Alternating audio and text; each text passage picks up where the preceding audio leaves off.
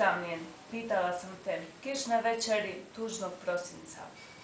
U kaloriferom zagrejanoj sobi, pretrpanih zidova, mirisa ustajalog piva u praznim čašama, rekao si mi nježno. Ne, kada mi trebaju prijatelji, oko mene su. Kad ne, onda sam sam. I blago se nasmiješio. Da sam ja na tvom mjestu, izgubila bi se u tuzi, samoći i usamljenosti. Kao ujević pjevala bi najtužniju pjesmu. I kose su mu umorne, i duša mu je žalosna, i on je sam i napušten. Misliš da te 2330 prijatelja spašava samoće? Ili si samotna ptica uvijek u letu, bez briga za sutra?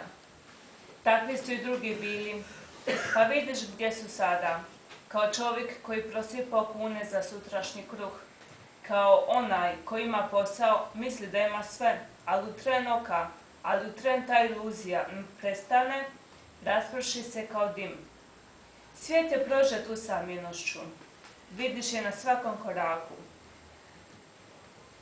Ljudima sjenke prekrivaju lice, otuđuju ih, vuku neku gorčinu i bijes, mržnju prema nemoćnom, kao onom psu u Sarajevu.